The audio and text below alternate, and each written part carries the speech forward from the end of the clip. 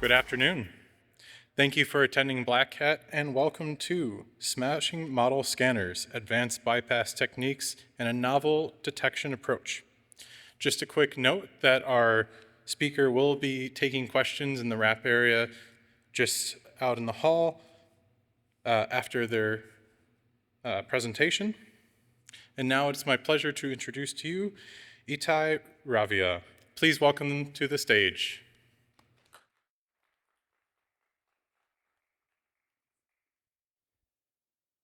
Hey everyone, thanks for joining. I'm very excited to be here and can't see any of you at the moment.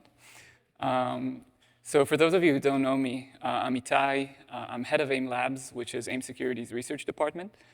And I see myself as being on a mission to properly secure the AI transformation. And I feel like it's a whack-a-mole game. Like once you mitigate one risk, you discover another. I come from a background of over a decade of cybersecurity and AI research. And also I discovered and wrote the Echo Leak blog post for those of you who heard of it. And if you haven't, feel free to hop in. I think it's a good read, if I might say so myself. And also thanks to Aviv, who I work with, who insisted on putting this biggest picture of my head I've ever seen, and insisting on you guys seeing it, even though I'm right here in front of you. But you didn't come here listening to me talking and yapping about myself. We actually came here to discuss model scanners. And today we'll start with the basics. What are the risks of using third-party models? And we will discuss the current protections and how they're inherently flawed. And lastly, I hope to convince you that a novel detection approach we came up with is actually able to mitigate all the shortcomings of the current approach. So first and foremost, the risks of using third-party models is code execution. Whenever you download a model from HuggingFace or any other source, you actually risk running malicious code onto your laptop or on your environment. And we will focus, and this might happen both in load time and inference time, and this is what we'll focus during this talk.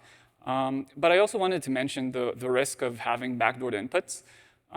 And the thing is that whenever you use a third-party model, you have to take into consideration the fact that whoever trained the model, whoever shipped the model, actually controls all the outputs of that model. So you have to relate to the model's outputs as if they're unsafe. And well, of course, code execution is more severe than that. So we will focus on that today, but I also wanted to mention that.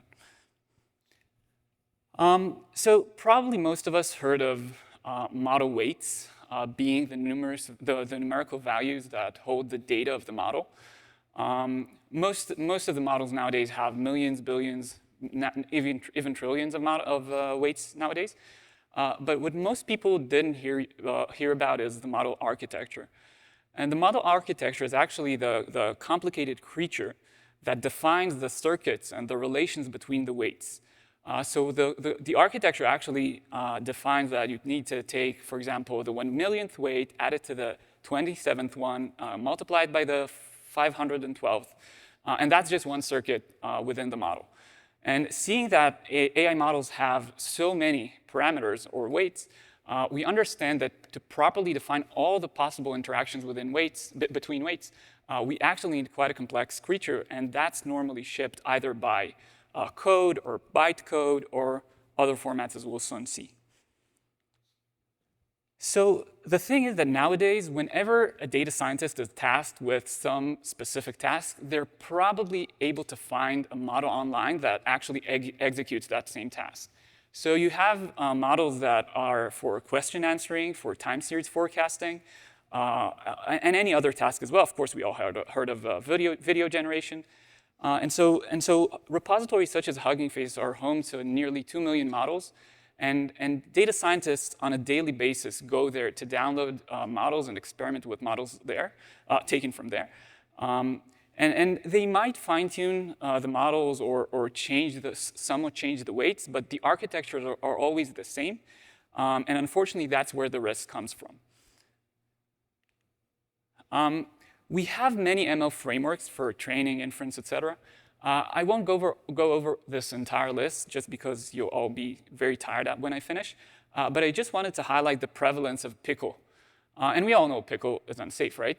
But even though it is so known to be unsafe, so many frameworks choose to use Pickle as part of the serialization format just because it needs to format and serialize such a complex creature such as the architecture. But don't get me wrong, it's not like just Pickle's unsafe. Even if we take into consideration TensorFlow, which is also a popular framework for ML, it uses relatively safe formats such as JSON or protobuf, but unfortunately the logic around those safe formats is actually unsafe. So in TensorFlow, for example, you can have Python lambda functions which are embedded into the model file, and of course those functions can actually, they could define any random Python function, including malicious ones. And even if we take into consideration the safe tensors, which of course it's safe, right? It has safe in its name. Unfortunately, that's not the case because as a recent Black Hat Asia talk showed, there are actual flows that take you from loading a safe tensors model into Pickle loading once again. And we will see later on in this talk what other flaws are there in safe tensors. Now, we understand that we need to protect ourselves from code execution. The current approach is using scanners. And for this talk, we'll call them static scanners. Because what those scanners do is they take the model file bytes, and they do not execute those bytes. They simply try to analyze the bytes and understand what is the logic that's embedded into the model.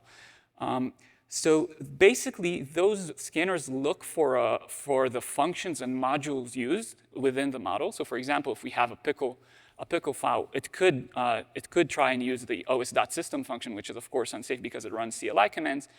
And seeing that os.system is included in the Denylist, the scanner will mark that model as being unsafe.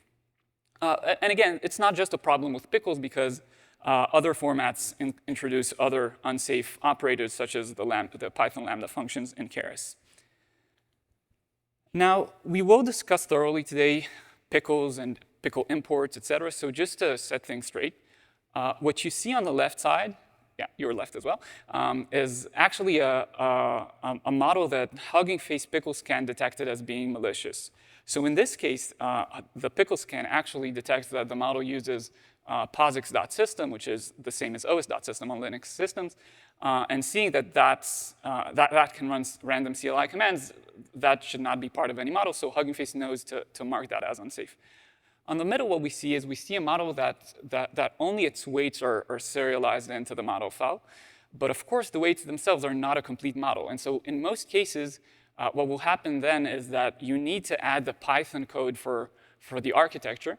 But in these cases, HuggingFace Pickle Scan actually says, I know all the imports here. They're all safe. You can go ahead and use this.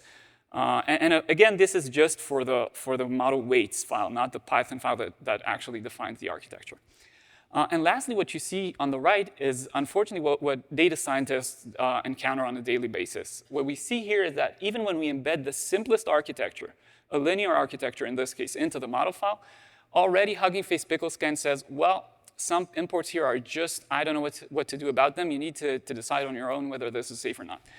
And so unfortunately, data scientists are encountered with this situation where they need to decide on their own whether a specific model is OK to use or not.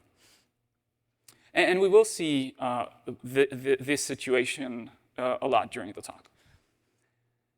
So just before I dive into the bypass methods, I wanted to say that we were able to find dozens of bypass methods, each method we can actually spawn numerous bypasses.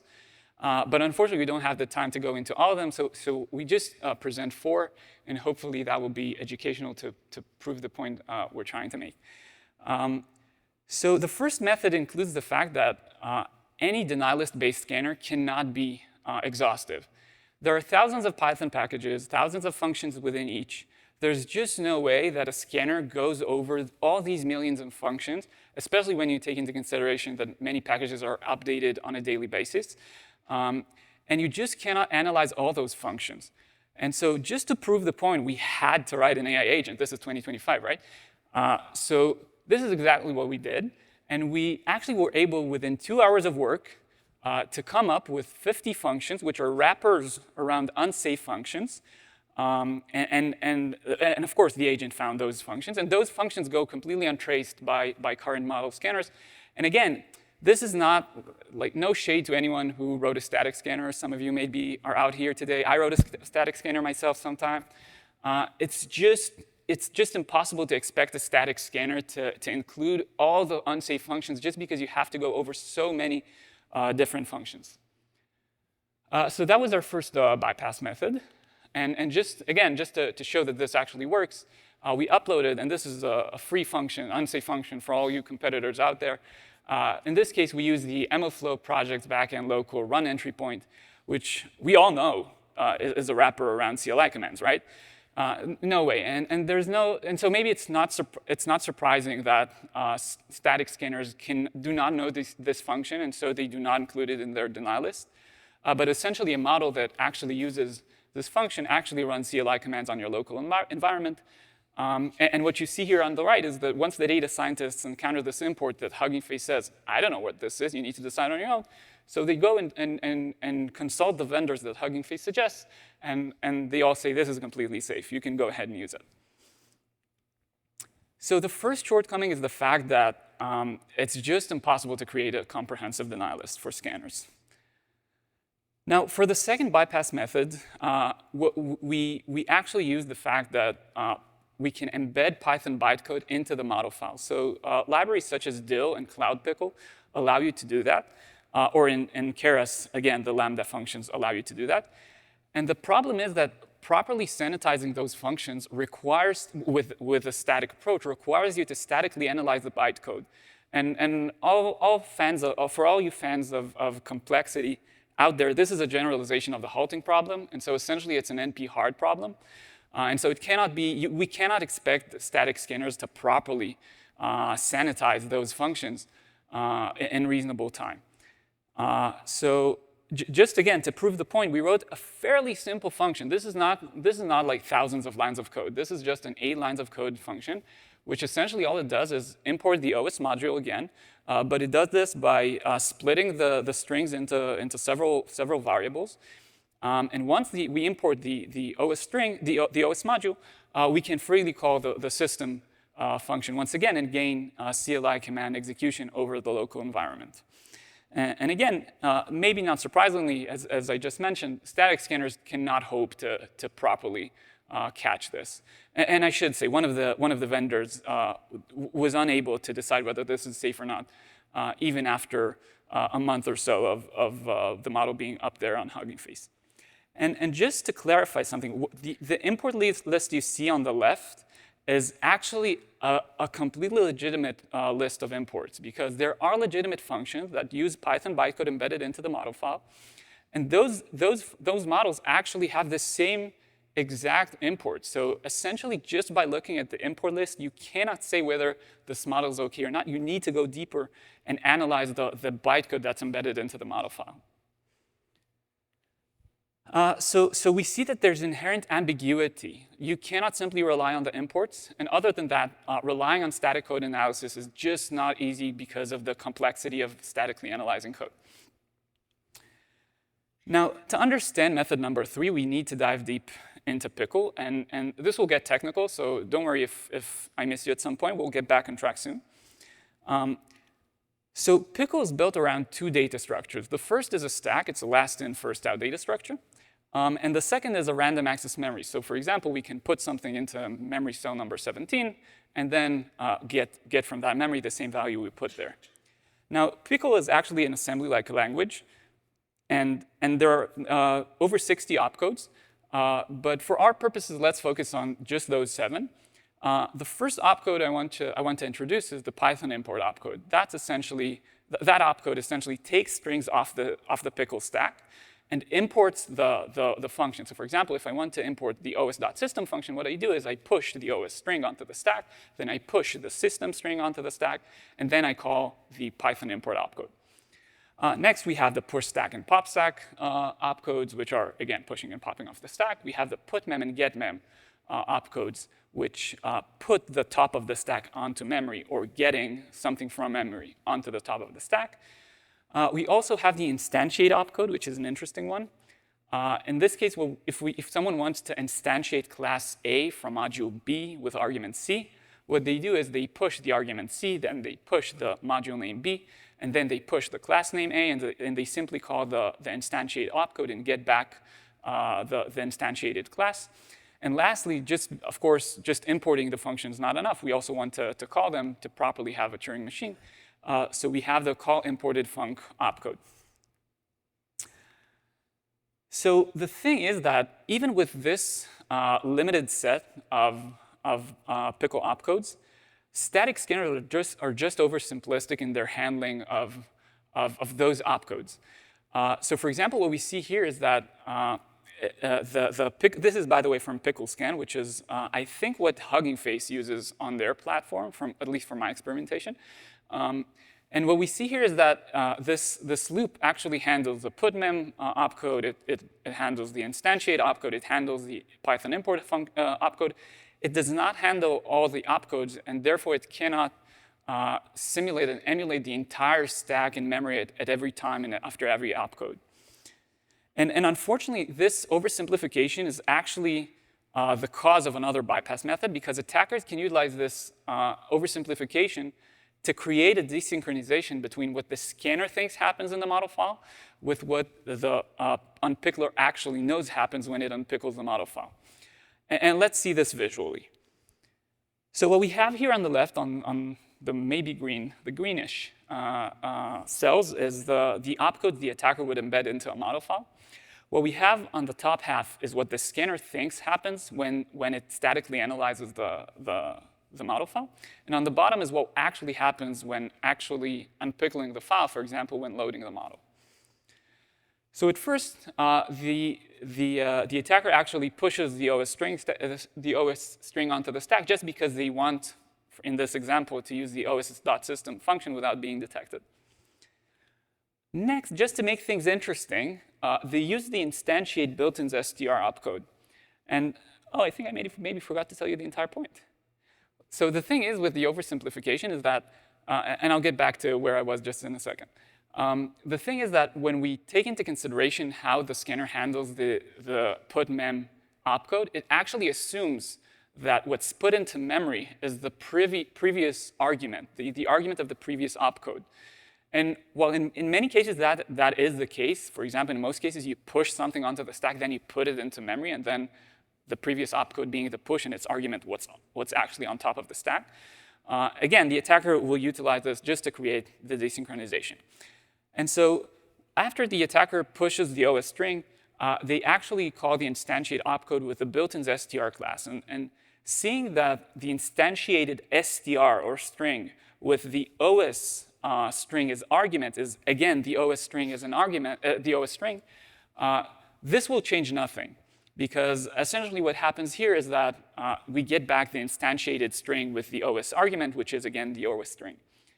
But now when the attacker puts that into memory, they actually created the desynchronization. Because remember, the putmem opcode assumes that the previous argument is what's put into memory. And so in this case, the scanner thinks what's put into memory is the built-in str string, when in fact what's put into memory is the OS string.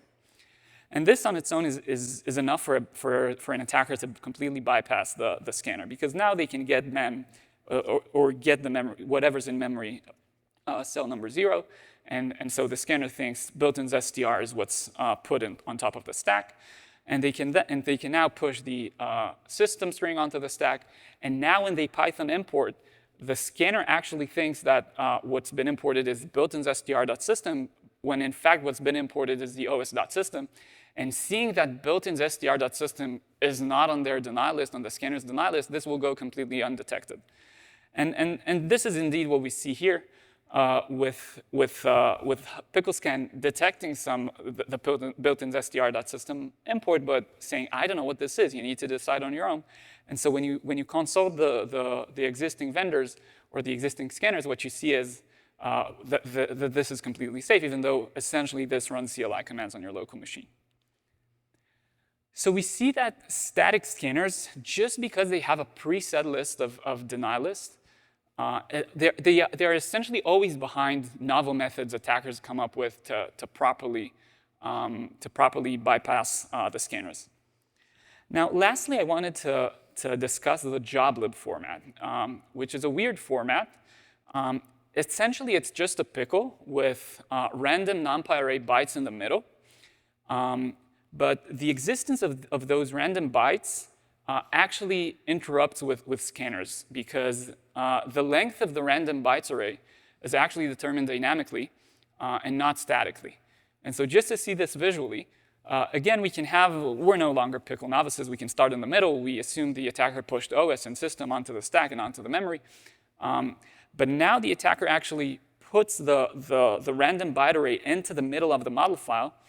And the static scanner does not know what to do. It does not know where this random blob ends. And so essentially, they have to stop analyzing this model file at this point. And so the attacker can actually freely get the previous values from memory and import them. And again, while the attacker was able to import os.system, the scanner had to stop before the random byte blob. And so the scanner does not know anything else was imported. So again, just to emphasize, the list of imports you see here is a completely legitimate list. There are legit models that use the exact same imports. And again, this is not enough to specify or to determine whether a specific model is safe or not.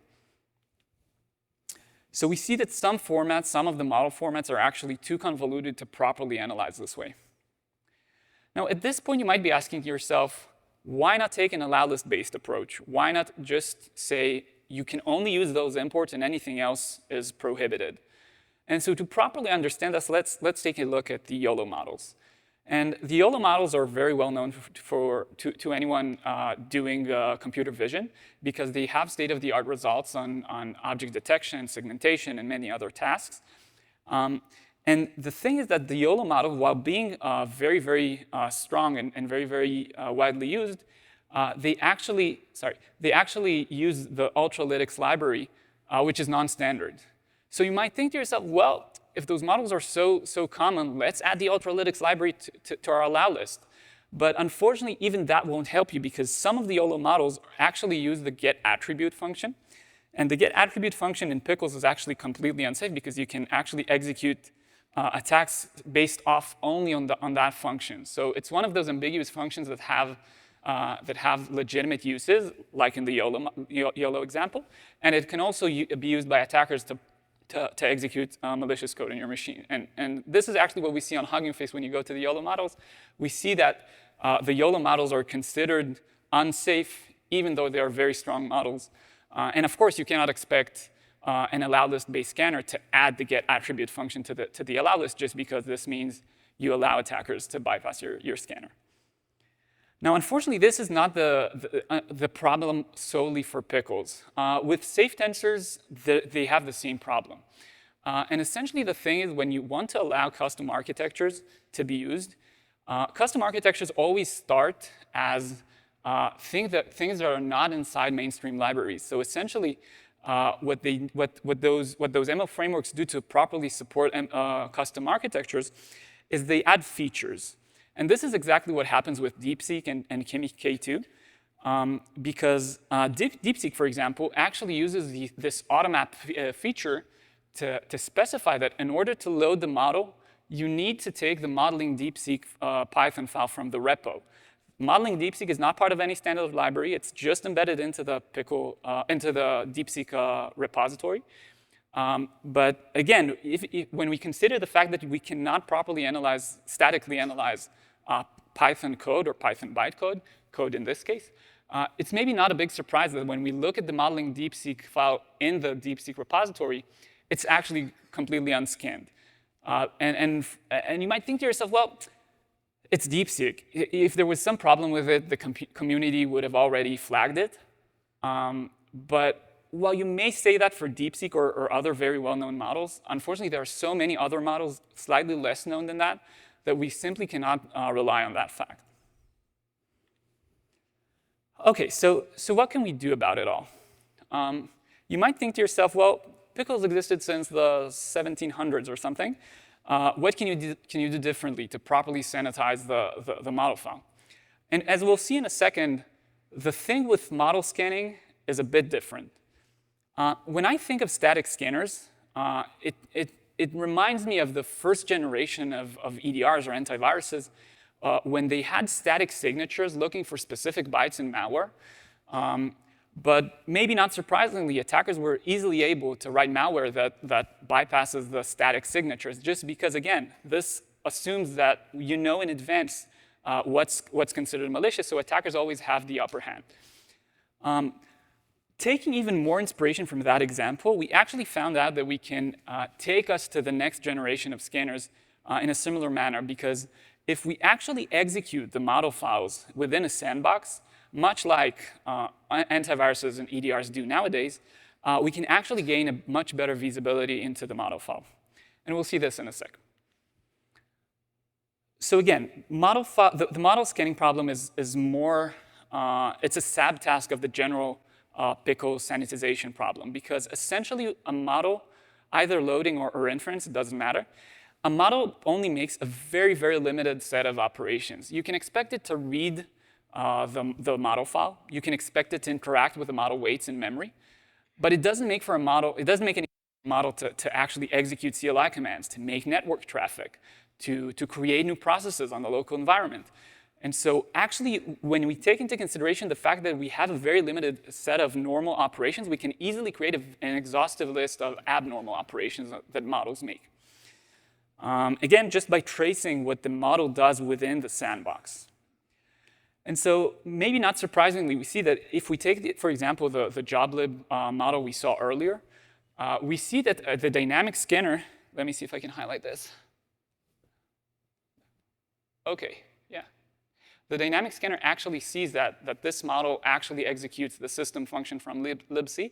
And not only it understands that, it can actually provide insight into what it's doing as part of its CLI command.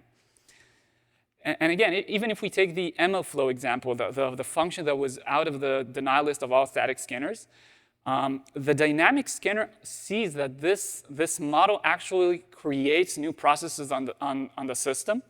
And so it can flag the model even without knowing this specific function in advance. And of course, once we have the function already marked up, we can actually improve our static scanner to include that signature as part of it, thus creating improvement on both sides. Another interesting example we saw is a model that actually tries to connect to the network, to connect to some specific IP and send data there. But the example I think I like most is this one. And I hope you people in the back can see this. But what we actually see here is that on the bottom, we see that the static scanner is able to say, there's a Keras lambda function here. There are legitimate uses to Keras lambda functions. This might be OK. It might not be. I don't know. I cannot properly analyze the Python bytecode. But the dynamic scanner does not need to statically analyze the bytecode. And instead, it just traces what the model does. And again, it just sees that in this case, the lambda function is actually unsafe because it actually calls, once again, the system function. So we mentioned those shortcomings of static scanners. And what we see is that dynamic scanners are actually, they don't show the same shortcomings, and instead they are strength of the dynamic scanners. For example, it's very easy to build an exhaustive list of abnormal operations a model makes just because we know so well what are the expected operations a model can make. We do not perform any static code analysis, so we do not have any complexity limitations when we try to model scan this way. We also, importantly, we do not need to know the method the attacker used before they did it, just because we target the exploit of the model file backdoor. We do not care whether they called some random function from MLflow or any other function. All we care about is whether this model actually performs operations that are known to be abnormal.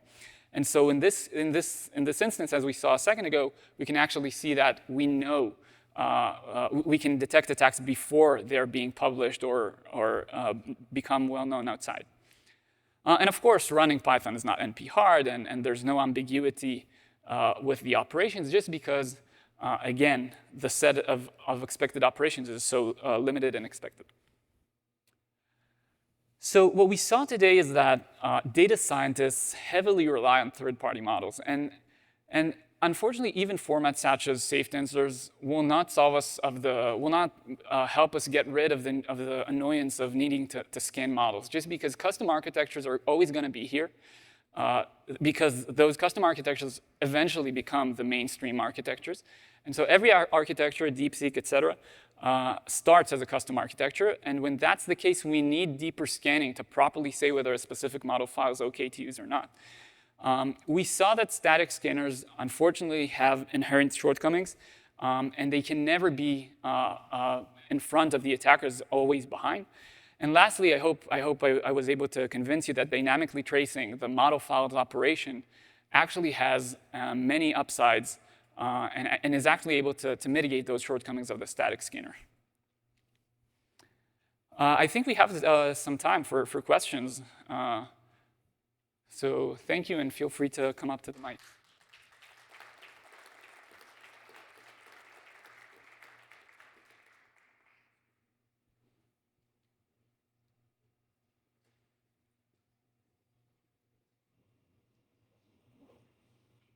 You had the screenshot for the dynamic and static scanner. What were you using? Sorry, a screenshot for what? The scanning. One more slide back, I guess. This one? Yeah. Yeah. Sorry, what was it called? What tool you were using? What was I using? Yeah. It was just a model with a Keras lambda function. Okay. But that lambda function actually calls and executes CLI commands. And again, the static scanner was unable to say whether the function itself is safe or not. It was only able to say, there's a Keras lambda function here that might be safe and might be not safe. But the dynamic scanner actually sees deeper and provides even better insight and can actually see that the lambda function in this case actually runs the CLI command. Thank you. Sure.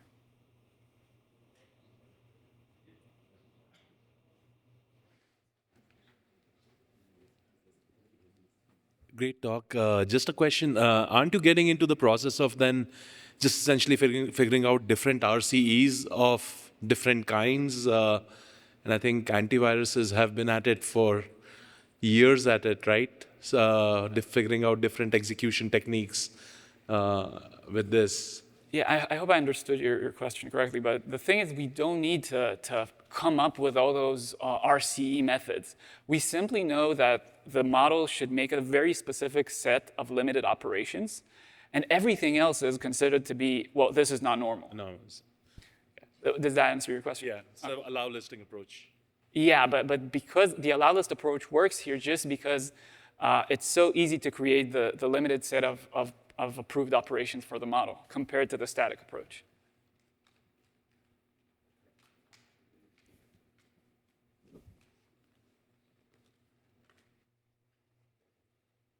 All right. Thank you, everyone, for joining. I'll be in the wrap area. And again, have a good evening, and thank you for coming.